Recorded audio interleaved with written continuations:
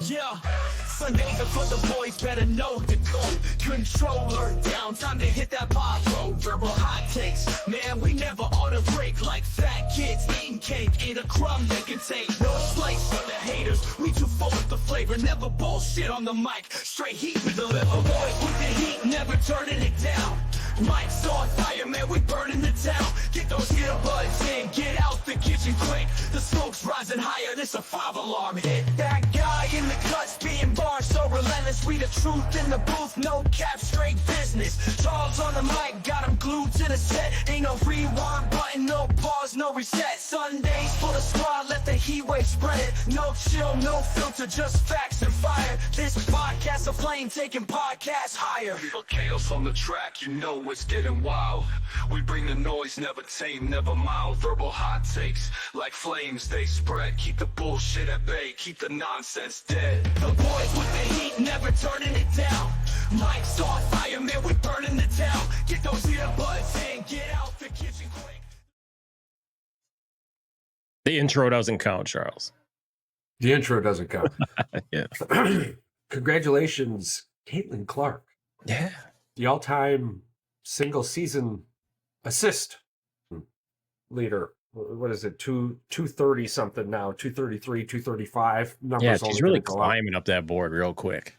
Yeah, they've got, let's see, 2, 4, 6, 8, 10, 12 games left in this season. They just back-to-back single-digit loss teams. They just beat them in Mercury and the Storm. And I love this. I didn't even realize this, dude, but check this out, right? Yeah. The Storm, or I'm sorry, Mercury, which is Diana Taurasi's team, And is 0-3 against Caitlyn Clark this season. yeah. They 0-3. So they lost when she was figuring out the WNBA. And now that after she's figured, and I mean, the stats in those games too, dude. she figured them out. Bro, I think my favorite part of that Mercury game, honestly, was Caitlyn getting the ball from the inbound and just simply dribbling to the basket and Diana just being gassed and literally had to grab her and pull her back from making the easy basket. And I tend to end up being the guy who seems to be okay with just throwing my poop at the throne, because honestly, I do it a lot with LeBron, and now I've done it with DT here. But I like to consider myself reality. Just because you're great at what you do doesn't mean I have to be. It doesn't mean that I have to follow in line when you say, or when these people say or do things that's ridiculous. And I don't think that it's out of the world for any of us out here doing this to keep it within reason. Upcoming on the show here, by the way, small pause. Audience out there, we love you and we love to hear from you. Please keep commenting. In fact, we would love to hear more about what you want to hear about. Also, tell us some things about your team. Yeah. If you want to know more about your teams, please, we love doing research, and we can't wait to do more of that. We've had a handful of comments recently that have sparked a buttload of engagement, so we absolutely love you guys. Coming up in the go ahead. Oh, no, I was going to say, if you're anybody is more than welcome to come and join the show for an episode, talk about your team, and try to convince Charles, me, or Paul, all of us, that your team belongs. Go ahead. Yes. Make us a fan. This NFL season, we're going to be having a fan segment, and every week we're going to be talking with a fan of a team, and there's a lot of you out there, and there's only a little bit of teams, so this isn't a one and done. If you hear something about your team, maybe you want to come on later and argue that point. We're super excited about the segment coming up, so we hope you as the fans are ready for this type of engagement, this type of battle royale.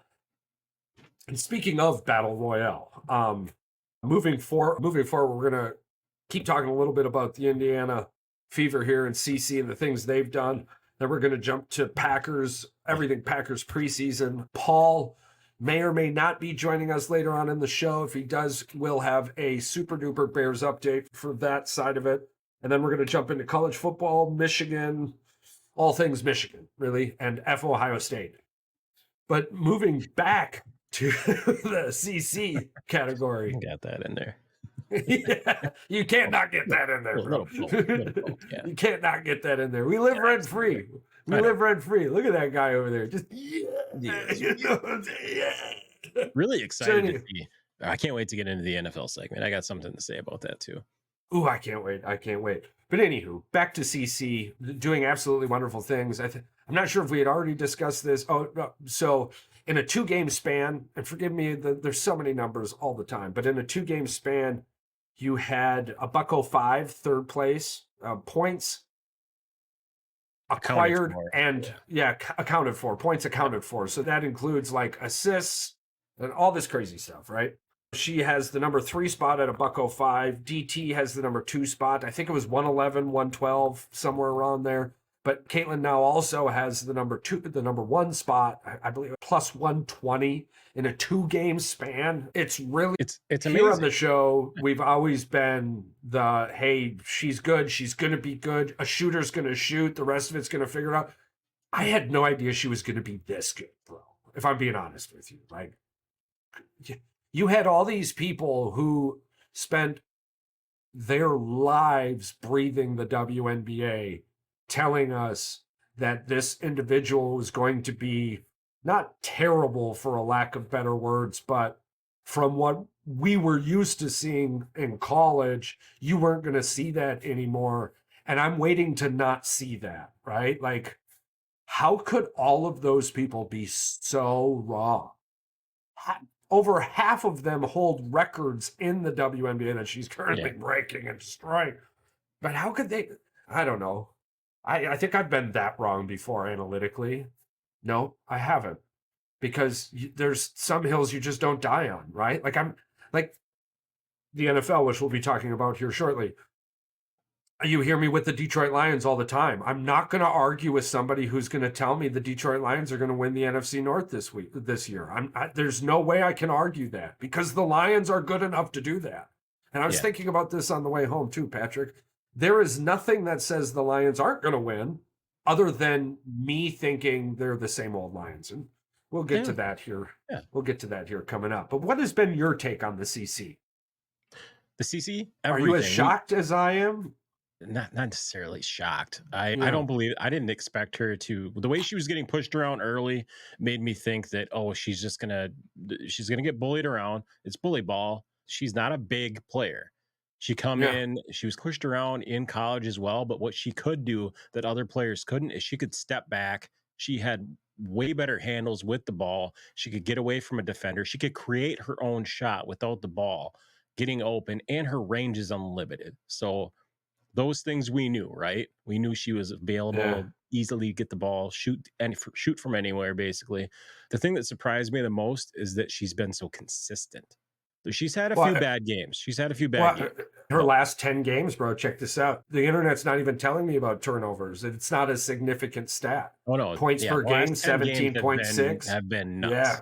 I mean, I'm rounding to the nearest whole number here when I tell you these stats. Points per game, 18. Rebounds per game, 6. Assists per game, 8. Steals per game, 1. That's so 1.4, 8.3, 5.8, 17.6 over the last 10. A dog, bro. A dog. Yeah. Right? He's got 12 points a game, right? Yeah. I wonder what. It's her plus minus that blows me away because it's her value to the team. Yeah. And the fact that it's her value to the team, and the fact that the Fever are a competitive basketball team, not just versus the teams that they should beat, but they were the worst team in the league. They got the number 1 pick for a reason. She's got her turnovers a game. Now, and here's the thing too that you have to take into consideration, or we have to, arguably. There's only 12 games left in their season. They play less than 60 games. I know that number. Less than 60 games in a season.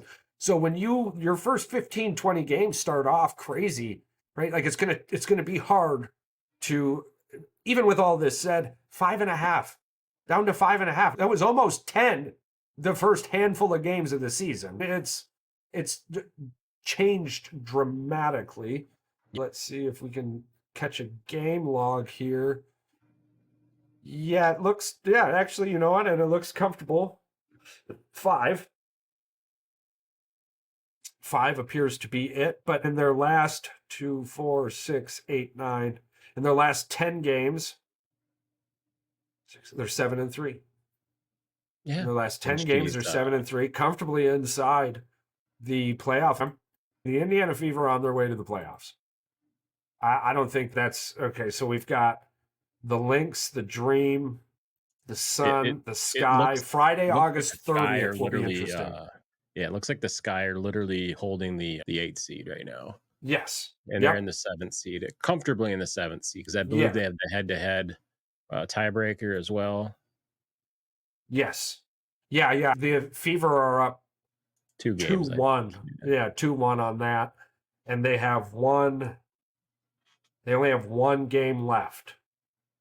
So that would get interesting.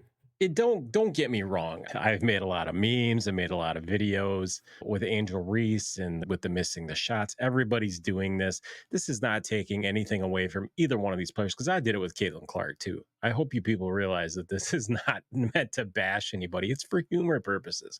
If you guys take this seriously and you want to find this as a racial thing, that's your problem. That's between you and God. That's not between you and this show. But yeah, we like to poke fun. We like to have fun. We're fans of basketball. We're fans of sports. We're not fans of individual players. We're fans of good basketball. We're definitely fans of good basketball. And I hope both of these players make the playoffs. Yeah, I do. Both do.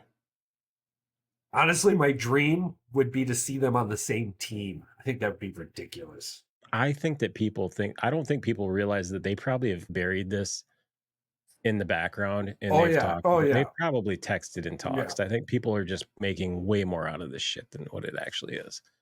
But there's a lot of content here. That's for sure. Yeah. That's for sure. So congratulations. Again, the final thought, I'm just befuddled. I'm befuddled on how all those like high-statured people could have been so wrong. It's mind-boggling to me. Yeah. A few people in particular at the 4-letter network. Yeah. Preseason football. Yeah. Now, you and I have had multiple discussions on air, off air.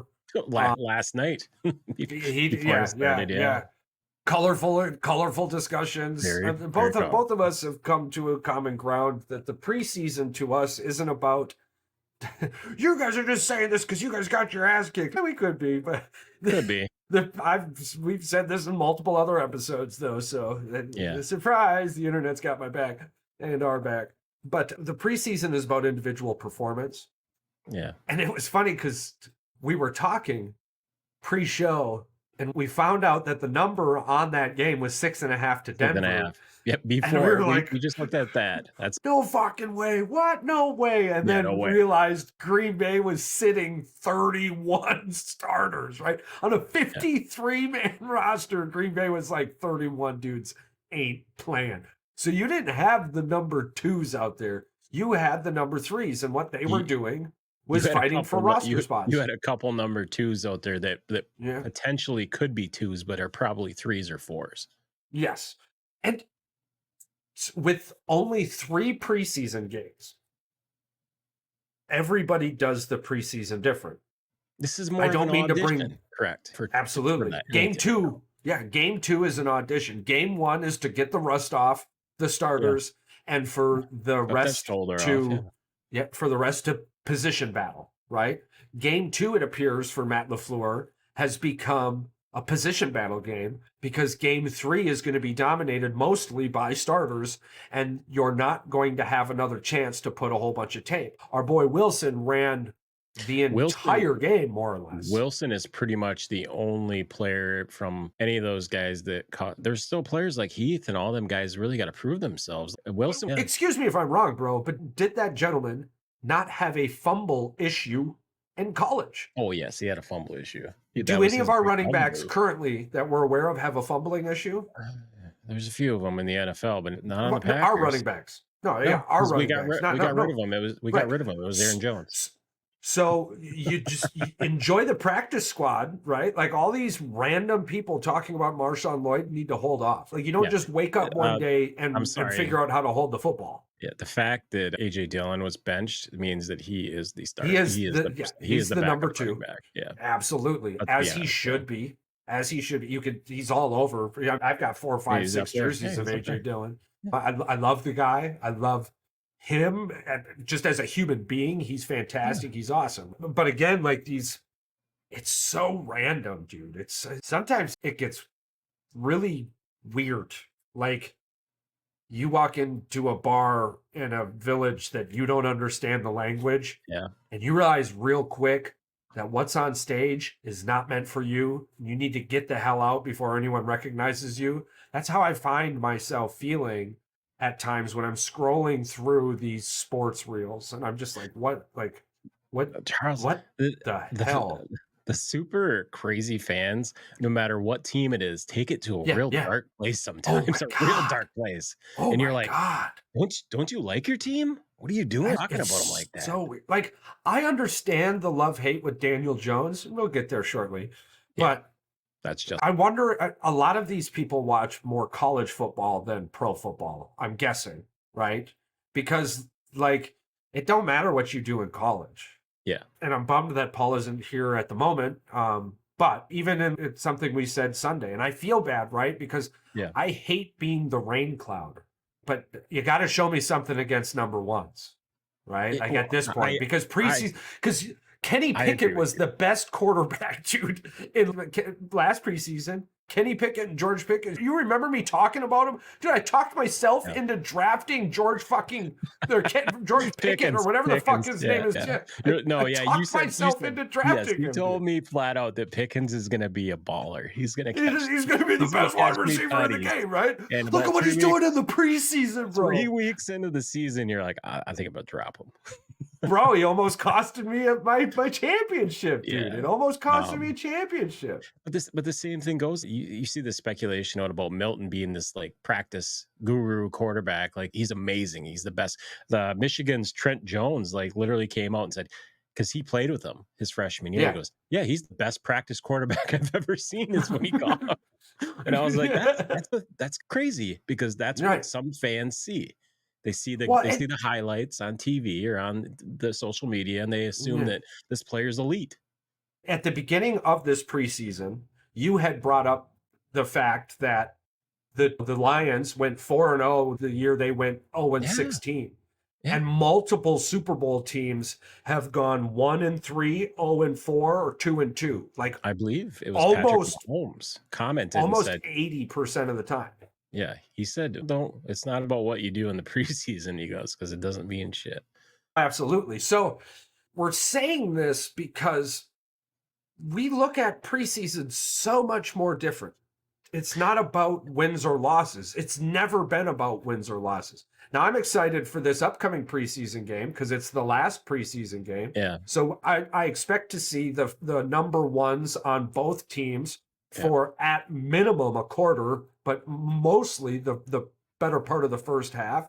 And it's going to be Green Bay Packers versus the Baltimore Ravens. So I'm going to see our boy, the best regular season quarterback in the league, I- bro. And I'm going to see him. I can't wait. I can't the wait. best. Are you going to go see the best quarterback and the best running back in the league, Charles? I'm going to see hell yeah. And we're going to be talking best about that running here to quarterback. end to hear about eight minutes, I'll say. But Let's keep Jordan Love questioning, for though. MVP, man. Yeah, I got a yeah. question for you because we were on the Bears. We were on the Bears thing, and Paul's not here Yeah. to answer because I know his answer is going to be way different than yours.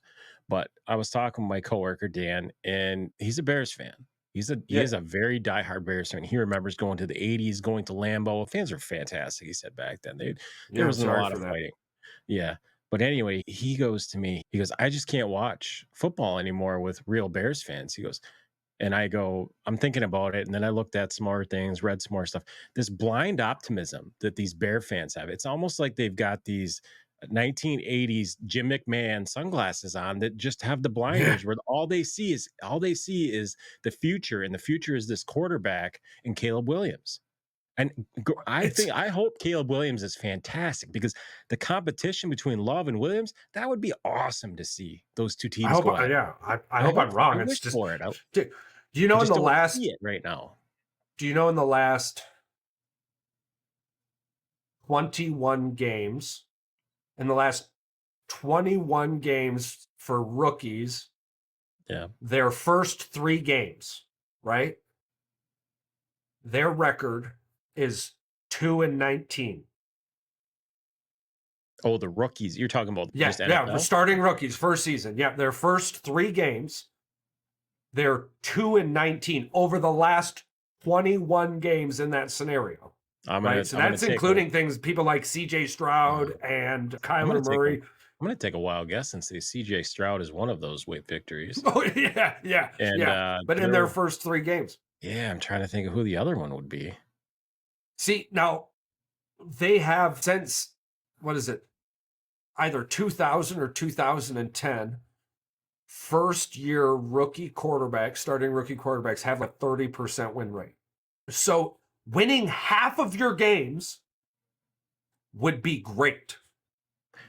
Now, Okay. maybe Williams is the anomaly. I was looking at it, dude. His last 2 games, 170 passing yards, 20 rushing yards, and a rushing touchdown. I If hate to be anything this. told me, go ahead. They're a 500 football team with those Oh, yeah. stats. Yeah. If anything told me he was going to be the guy this season, I wanted to see at least two throwing touchdowns. But he's not, he hasn't gotten enough playing time against number ones. And I The playing love time he's Paul. gotten against number I love ones. Paul. I love Paul, but man, to say that catch that Rome caught was one of the greatest catches you've ever seen. The guy didn't even turn his head around looking for the football. The receiver did. That's You're about as playing against easy a of bunch of people yeah, that's who about don't play easy. defense. That's about as easy. When the defender doesn't turn around to Yeah. play the ball, that's the easiest catch a receiver can make. It doesn't matter how cool it looks. It's not that Right. hard. Now, we're Packer fans, so of course this is going to sound Negative. Yeah. But of course, we're seeing flashes with Caleb Williams that remind us of people like Aaron Rodgers. Reminds us. I'm not calling him that like everyone's calling this kid Patrick Mahomes already, Yes, right? Like ask. you're Yeah, Patrick Mahomes-esque. and that's what's telling me personally, hey, year 2, this kid's going to be something crazy. Year 3, the battle potentially between him and Jordan Love is going to be fantastic. Yeah, But it put all weapons around him. depends on how this hype affects him in this first season. Matt Eberflus said it best, like one of his early press conferences, right? Everyone's expecting, and it's more like Shoot for the moon. like you have to expect this. And I can't wait, dude. I can't wait. On both sides of this is going to make for fantastic content. If we're wrong and Caleb ends up just okay, he's the anomaly, and that's okay. And there'll be a whole bunch of content coming back at us, and we can't wait. But when we're right, bro, it's going to be hard not to talk about it all. Let's even go back to here's the thing that really bothers me about people with their expectations of the rookies and that it's just they call him Patrick Mahomes. Let's just go back to Patrick Mahomes in 2017, his rookie season. He played 1 game his rookie season. 35 attempts, 22 completions. His second season, he played all 16 games. He had 50 touchdowns his second season, 12 interceptions, passed for 5,097 yards. That I didn't even think about that. He's not. Don't start calling this poor kid Patrick Mahomes-esque, even putting him in that category. Patrick Mahomes is an anomaly. We have not seen anybody like this in a long time. And that's what I'm saying. That's what we're both saying. When you have us, basically, for me personally, you can agree or disagree, but for me personally, when I'm telling you out there as the audience, hey, he could be the anomaly, I'm more or less just giving myself a safety net. But I feel like I'm right. It's 30. I think I'm 36 years old now. I've been watching football for a really long time at this point, and you don't wake up and find $100 twice. Like it's just Monday you find $100, Tuesday you find $100. Right, you don't walk Yesterday we had CJ Stroud.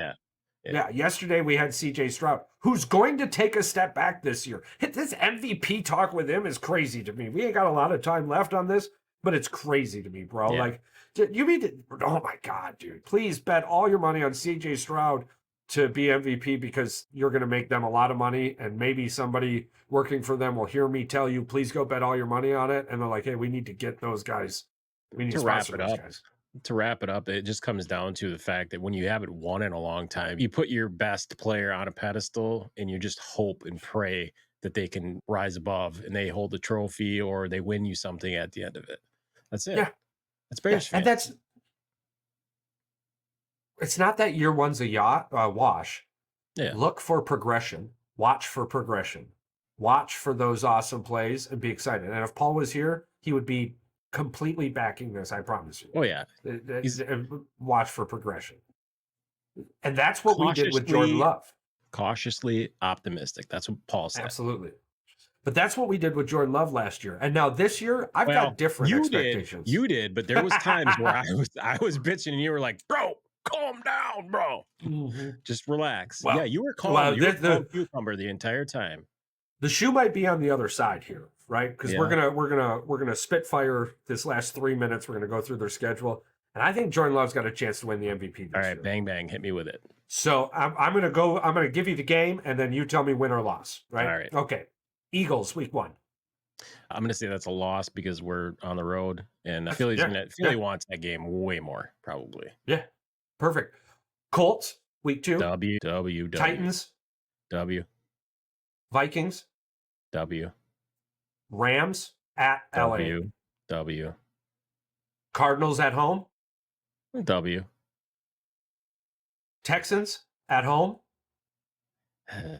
I'm going to say that is a toss. That's a 50-50 game.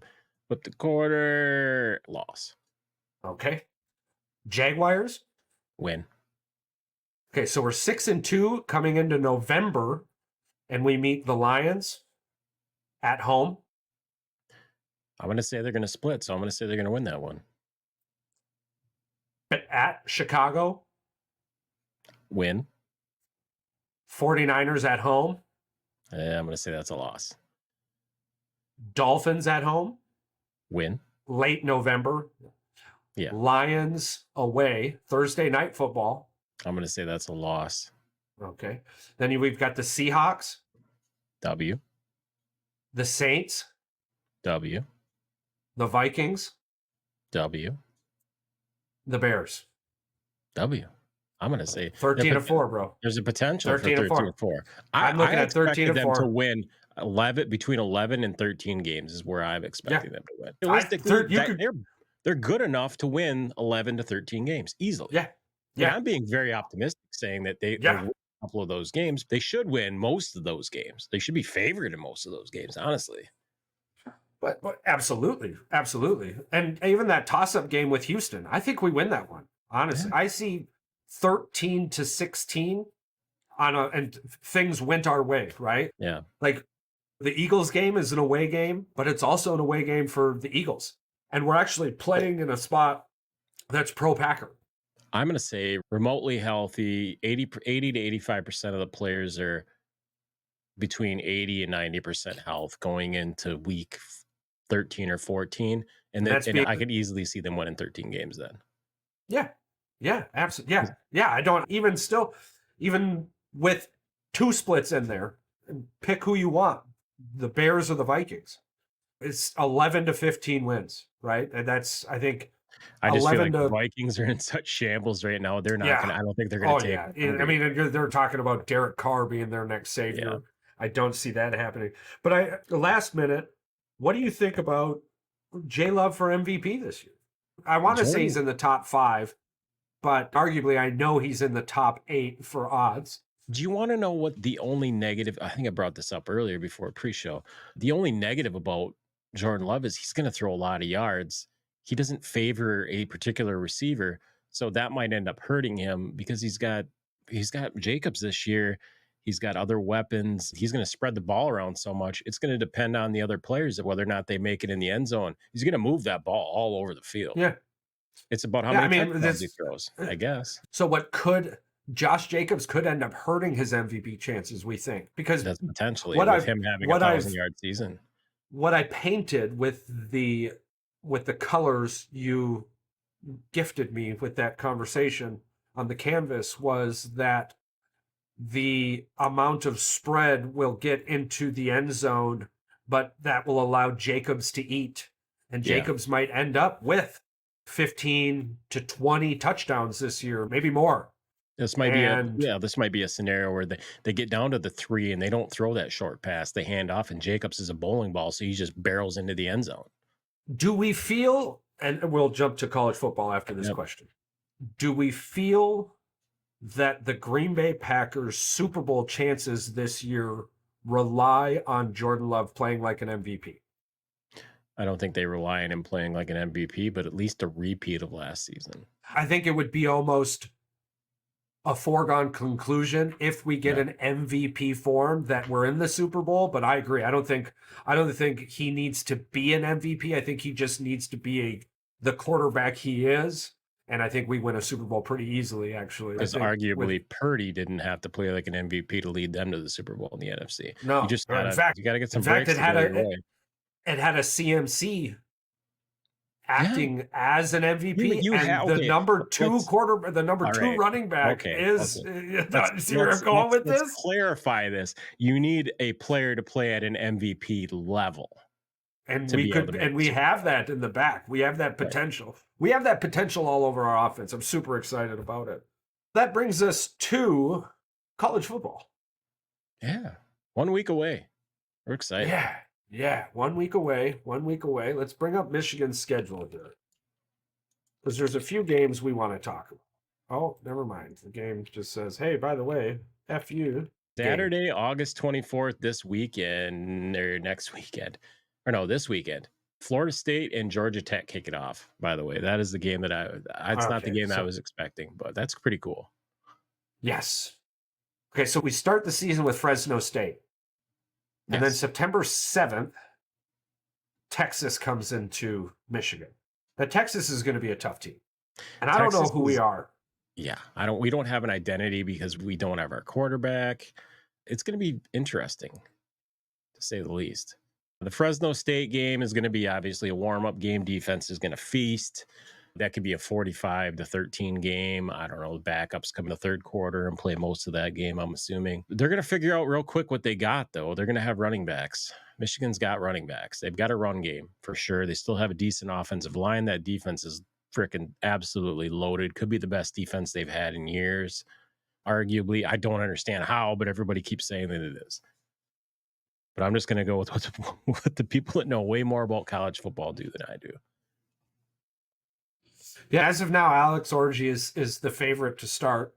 Yes, because the rookie, I believe, he may get in a few games, but I think he's redshirting. Could he be a dark horse Heisman? Orji? Orji can run the football. And I think that people don't realize how big he is. 6'3", 236. It's almost like you have it at the top of your head. Like you're in I just read a paragraph on it. It's funny you mentioned that. Charles, hold on. Let me get this one joke in here. So you're saying he's not little like Jordan Daniels? No, absolutely not. He's got a cannon too, from my understanding. What if he's Anthony? What if he plays like Anthony Richardson? We make it to the playoffs all day. Yeah, if we beat Washington. Even if he's remotely, because we have to remember Anthony Richardson in college was terrible. Yeah, he was good on the deep throw and he was fast, but he was like sub 56 or 54% accuracy on short to intermediate throws. And Orji just complete 60% of your passes. You can throw some interceptions because the defense is good enough to get the ball back for you, but just don't be stupid. Sometimes that's what I'm saying. I'm talking 60%. Our defense is going to be good. 30 touchdowns and maybe eight or 9 on the ground, and I'd be happy. Universally, what I'm hoping for is Texas beats Michigan in a close game. Because I don't see the Bears beating Green Bay this season, and I would love for Paul to have something to talk with us about.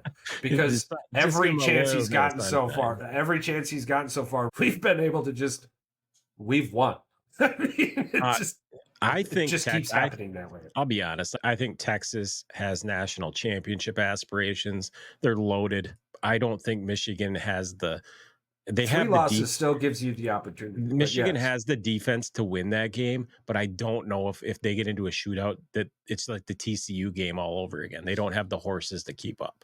I don't expect a shootout. I expect Big Ten football game or something. Yeah. I can see 31-17. I can see a loss 31-17, 30, but I can see a 31-21. I win can see, 27-24. I can see a win 27. 27-24. Yeah, I can see I mean, 21-14 too. yeah, It could be yeah. a slugfest. So all Texas right, has we're gotten a lot of all right, all injuries right. right now, but let's At just say that we're point, 1-1 right now. all right, that's okay. That's what I was gonna say. 1-1 Yeah, with we're 1-1 Arkansas right State now. coming in. Let's be honest. 2-1. If they lose to Arkansas State, I'm gonna just not be on the podcast for a week. Yeah. Yeah. Um, And these are all home games. Fresno State yes, at home, yeah, they have Texas man, at they're home, Arkansas State at home, USC at USC. home. I don't even know what USC has anymore because, to be honest, Caleb Williams is gone. What did they Yeah. leave? What did they leave in the cupboard for him? Because I think a couple players went to the NFL. If I don't. it basically comes down to coaching staff, and all of us here on the show know how you feel about USC's coaching Yes. staff. Well, So we're going to chalk that one up to a win. We're 3-1. Minnesota comes in 4-1. Washington is going to be incredibly difficult. And at Washington. New head coach. That's a tough place to play.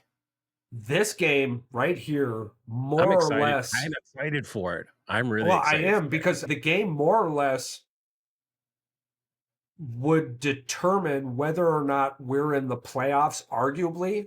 Like, it's not going to. If we lose this game, it's not going to, because I have no fucking faith in Penn State. I don't care what anybody says. I have no fucking faith in that coaching staff. Now, Michigan doesn't play Penn State this year, though. So we only have to worry about Penn State off the schedule, not on the schedule. That's what I'm saying. Penn State would be if it comes down to Michigan and Penn State, both with 4 losses.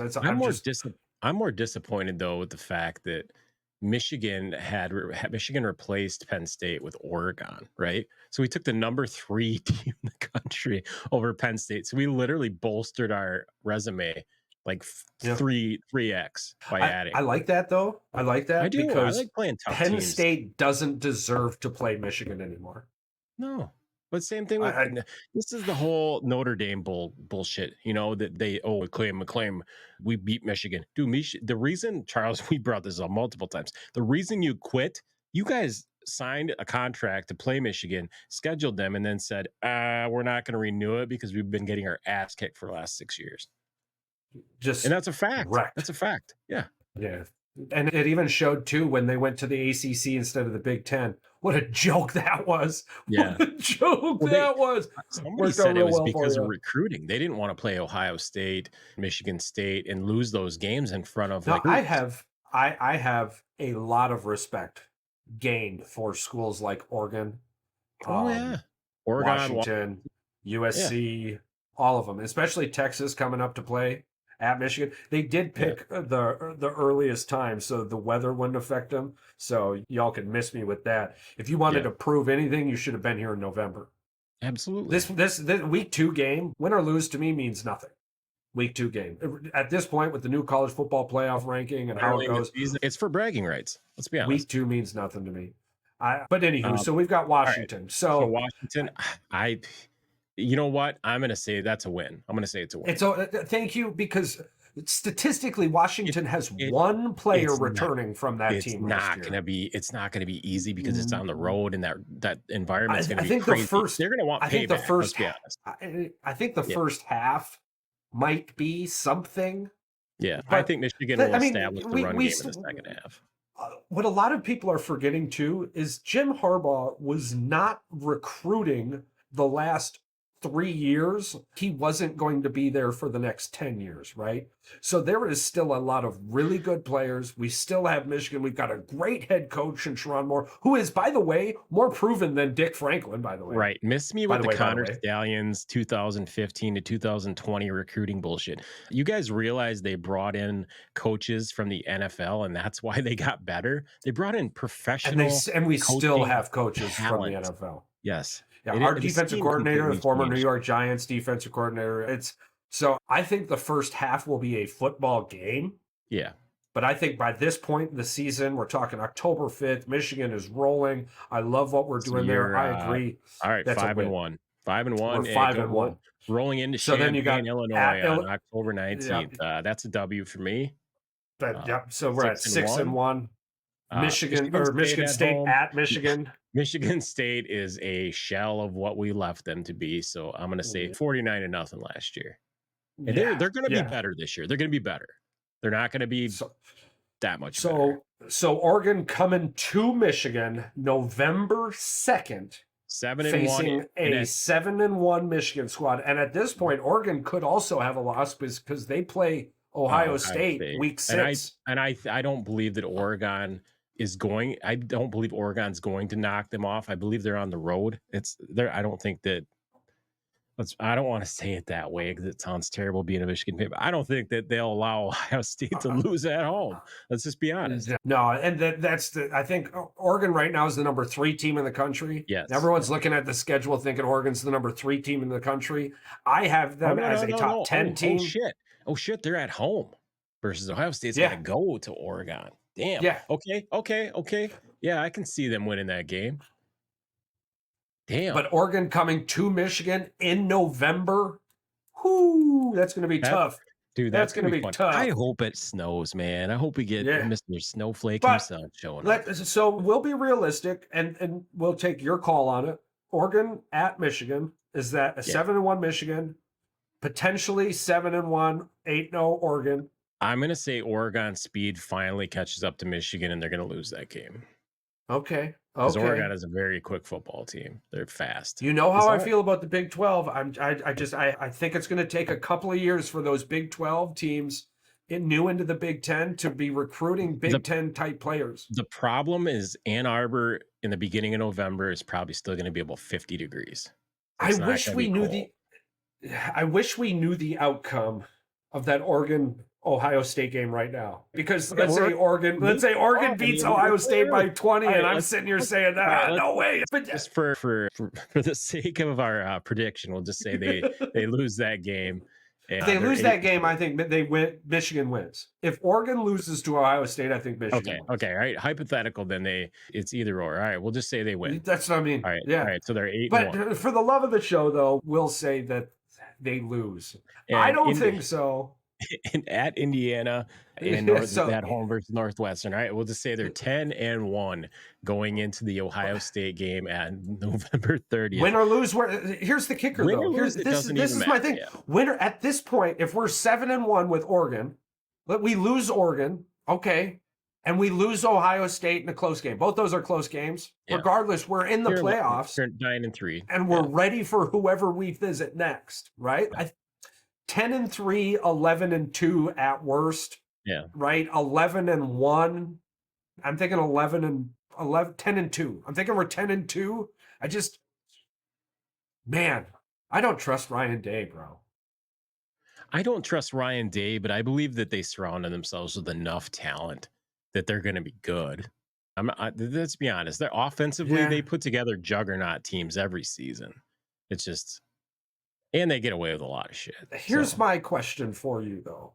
We've talked in length off show and on show about how the Dodgers spent a whole bunch of money and they're still going to be trash. And everyone believes they're still going to be trash. Is this the potential of the scenario that we're going to be talking about? Why aren't people talking the same way about college kids? Those are professional fucking athletes, all-stars of their perfected craft. They will be talking about Ryan Day and Ohio State if this $20 million comes back to bite them right in the ass. What's to say the $20 million is going to pay off? It's not a guarantee. Very rarely does it pay off when the all-stars of their perfected craft get together, even in the NBA. Right. I mean, that's a top level. That's a top tier of talent right there. And you still even in the NFL, bro. Even in the NFL, all the time. Look at the Ravens versus Kansas City. Who would have fucking thought that? Honestly, only people to bed the way they did. Yeah. So you see what oh, cool. They got $20 million on. They're not even the number one team in the country. They've got the number one team on paper. Look at the Detroit Tigers did last night. Yeah. You posted it. That was awesome, by the way. Literally, it was. It just makes no sense to me. There's been no proof, right? The Penn State shit, no proof. No. The Ohio State shit, there's no proof. Now, as a Michigan fan, there's been a whole bunch of proof.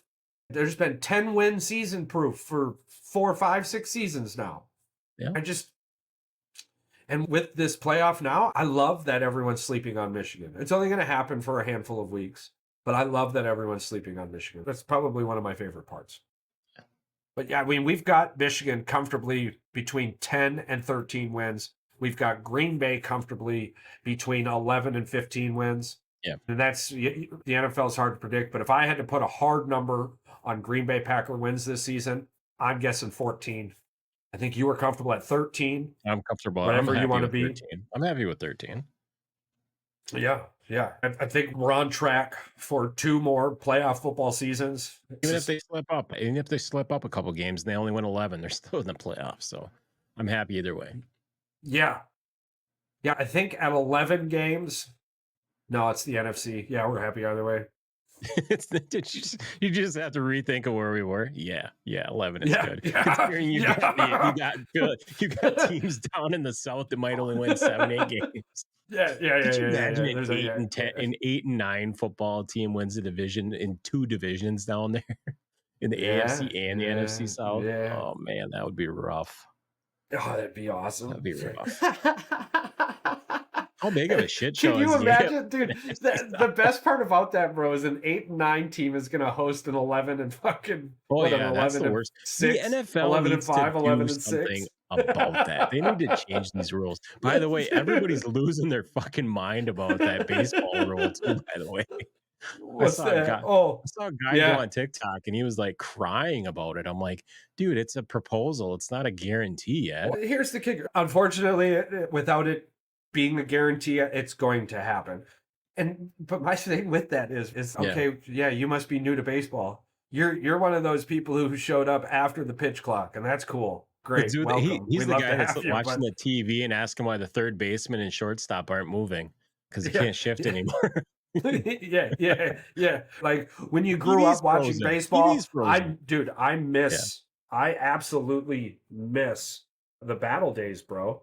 Yeah. Like Pedro Martinez and CC Sabathia and just, bro, like over and over again. Verlander, Scherzer, Charles, like question all for over the place. Clayton Kershaw in the beginning of his career. What's up? Do you think we'll ever see a no by both pitchers going into the 9th inning again? Yes, like we did back in with the these 80s, with these new rule changes. Yes, I don't know about a no, but no, I agree. No, I with the new potential rule changes. Yes, without no, because there's nothing that says I have to. Because remember that the Brewers just pulled a guy the other night in the 7th inning or whatever, 8th inning, but we had no hitter going.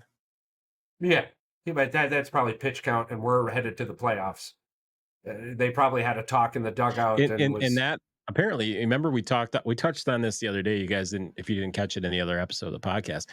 Charles talked about Paul Skeen's pitch speed, and he's not throwing the heat anymore, and that could potentially be because he's trying to save himself and save his career. They're not in a playoff race. They're 11 and a half games out or whatever it is. There's no reason for him to. No. He's already going to get $1 million guaranteed, and in a few years here, he's going to be a $300 million pitcher. So yeah, somebody somewhere told him, "Hey, next season, chill." Yeah, where are we with that? They were talking about the Major League Baseball, the potential rules of we might see. So to end on that, the reason I believe, wow, this hat is terrible on the bald head. There's something just poking it. Bro. She's rubbing you raw in the back. All right. Yeah, I've had surprise. One. Oh my God, what the hell was that? I'll have to figure that out later. One of the old needles. It's in too there. expensive. Holy, like my hat, the top of my head now is cold because it was just scratching the whole episode for an hour. Jamming the back of the melon. Oh my God! Surprise! I'm bald. If you didn't know, now you do. With the new rule change, it would force me as a pitcher to become better in the 4th, 5th, 6th inning. Like right now, I don't have to. If I do, great, but I don't have to.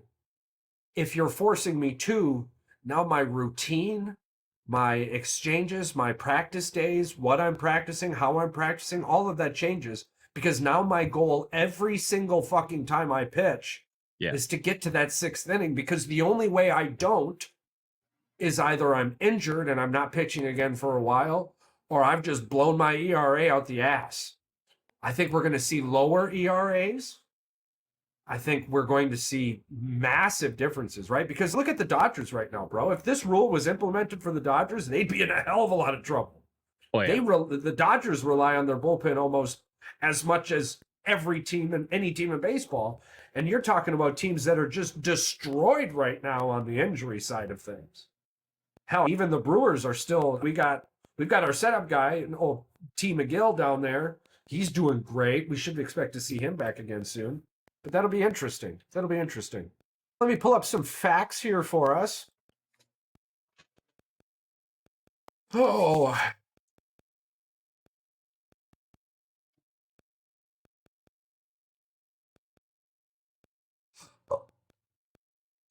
Because it's political season.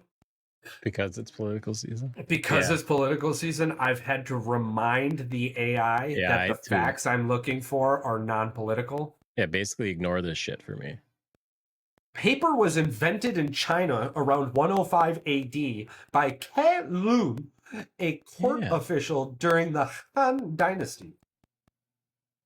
The largest paper airplane ever built had a wingspan of 59.74 feet. That's 18.21 meters for you global folk. And was flown in Germany in 2013. I'm going to have to go look up videos of that.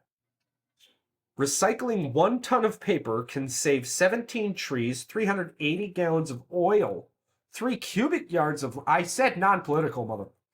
3 cubic yards of landfill space, 4,000 kilowatts of energy, and 7,000 gallons of water. Wow. Origami, the art of paper folding, originated in Japan and has been practiced since the 17th century. The first paper mill in America was established in 1690 by William Rittenhouse in Pennsylvania. I wonder, Rittenhouse family, let me look them up real quick. They're still around. I promise you they are. Yeah. Let's look them up.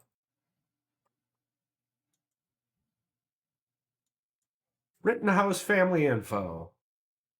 Let's just see what the internet tells us real quick.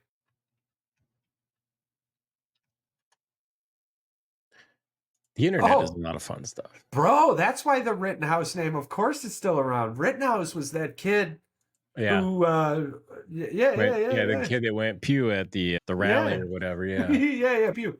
Yeah, I knew that name sounded familiar. Terrible.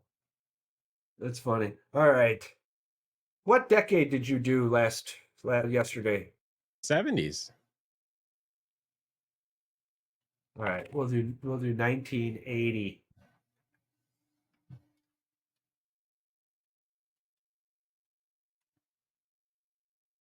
All right.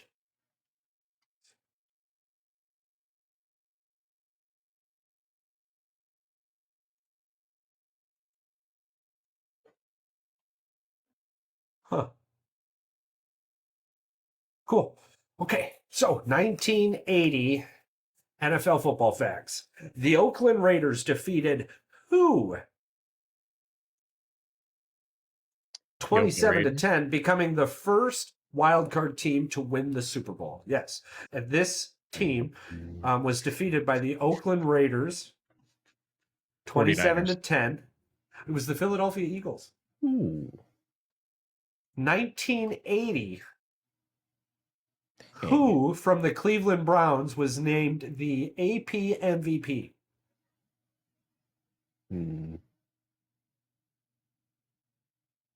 I do not know. I'm going to say Icky Woods. Brian Sipe. Oh, Icky Woods played for Cincinnati. Yeah, let's see. Super Bowl champion, Oakland Raiders. That's weird. Why did it say? Huh.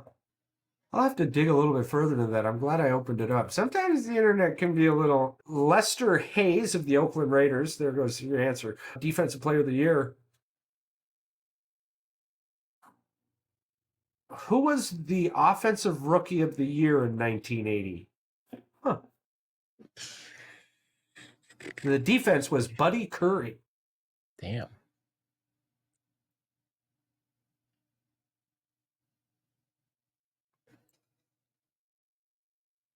Interesting. I would say it's not LT, is it? No, Billy Sims. Sims. Billy Sims, yes. passing leader, Dan Fouts, played for what team when he accumulated 4,715 yards? Fouts played for the Pittsburgh Steelers, didn't he? Or no, San Diego. Chargers. Man, I'm losing it. Yes. I think Oh yeah, Paul was the only one who got one last week. That was the fact that I wanted to bring up about the Chargers now that we've got our old boy Hunter back.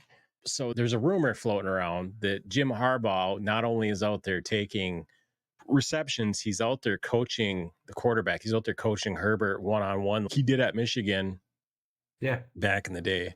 So he's taking the same approach with Herbert as he did with all the other quarterbacks at Michigan. So he's getting very personal with Herbert. So it makes me think the relationship he's trying to build is more of a player, coach, teaching moment type deal. I don't know how that's going to work in the NFL, but hopefully it's going to work just fine. Yeah, now, he's the only reason Colin Kaepernick still believes he can play in the NFL. No, for sure. And it has absolutely nothing to do with his relationship with Kaepernick after the NFL, because him and Kaepernick's relationship is great. It's fantastic. I think he was just invited to be on the coaching staff of the Chargers. I don't think he'll accept it. Probably not. I also heard he wants to. Oh, I'm so glad you brought this up. But I heard he wants to talk about, or he wants to play for the United States in flag football. And shout out to the one guy playing flag football right now, crying about NFL players taking their spot, right? Here's the thing, bro. If you could play in the NFL and make that money, you wouldn't be playing flag football. So just stop. Sure. All right. Thank you for playing flag football. That's fantastic. That's awesome. I used to as well. I believe I did in the 8th and 9th grade. I remember a touchdown I scored on this play where the team thought I wasn't standing on the sideline. Like I was standing on the sideline, but I was actually in play. And then they hiked the ball and I was wide open and my Jets took it the rest of the way. I remember that was 8th and 9th grade, bro. You're a fucking adult. That's wild to me. 8th and 9th grade. I like that you brought it back to like elementary school. You're just like, yeah, I had those sick fucking moves when I was in 8th or 9th grade. You're like, yeah. Dust it off the old pennies and freaking out there. Don't make me go get a goddamn the flag football belt. I'll put it on the wall. Don't think I won't. And I'll remember that shit too. Touch it. That's the one I wore when I got the touchdown. Back in the day, those things are the shit. We should have one of them hanging up in the background, right across the freaking pendant back there.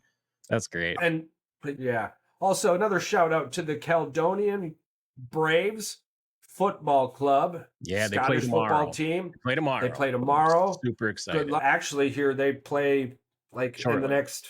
Yeah, they play inside the next 16 hours. Good luck, lads. We're rooting for you. Rain or shine, we're here to stay. So we'll keep you guys posted on that and many more things coming up. Final trivia question of 1980s of football. The NFL set a record with nearly blank million attendees during the regular season. Is it in the 80s? Million? Yep. Ooh. How many million? 150. Wow. But the NFL would be much different today if that was true. 13.4 million. You went well over. That's all right. We shoot for the moon here on Voice of the Woods podcast. I guess stadiums were smaller back then.